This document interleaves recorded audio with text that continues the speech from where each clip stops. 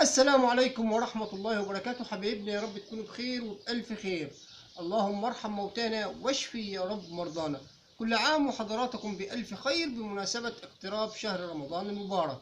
أعاده الله علينا وعليكم بالخير واليمن والبركات. حضراتكم الشاب اللي احنا شفناه في الصورة المصغرة ده اسمه دكتور عماد سعد الله. بيشتغل حضراتكم في الصيدلة وبيشتغل في مجال التجميل. لحد كده كويس جدا.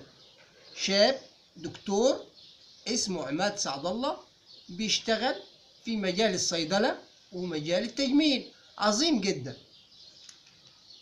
حضراتكم الدكتور عماد بيقول ان هو هيترشح للانتخابات في مصر في 2024. لحد كده الكلام معقول.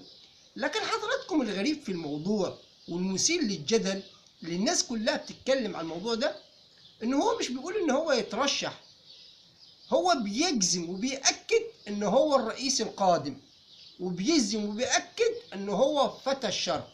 ده الغريب في الموضوع. حضراتكم عادي شاب بيقول حضراتكم يمتلك من الثروة التي تؤهله ان هو يخوض انتخابات في 2024. بيشتغل في مجال الصيدلة، بيشتغل في مجال التجميل. ده شيء طبيعي. لكن حضراتكم الغريب النهارده ان هو بيأكد فوزه بالانتخابات وان هو رئيس مصر في 24. احنا حضراتكم ده الكلام اللي بيقوله هو على لسانه ومنتشر. احنا ما بنقولش كده، هو اللي بيقول. دكتور عماد سعد الله بيقول ان هو رئيس مصر القادم في 2024، وبيأكد كمان ان هو فتى الشرق. انا ما اعرفش يعني ايه فتى الشرق.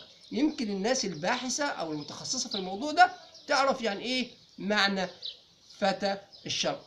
والمثير للجدل حضراتكم ان هو بيقول ان هو بمجرد انه يكون رئيس لمصر سوف تسقط ديون مصر. حضراتكم مش انا اللي بقول، ده هو اللي بيقول. الحاجة الغريبة حضراتكم في الموضوع تأكيده وإصراره وجزمه على أنه هو رئيس مصر القادم في 2024. الله أعلم مدى صدقه من عدمه.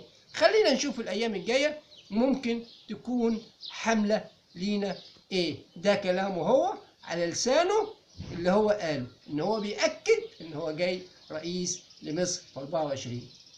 خلينا حضراتكم ننتظر الأيام اللي جاية ممكن نشوف إيه.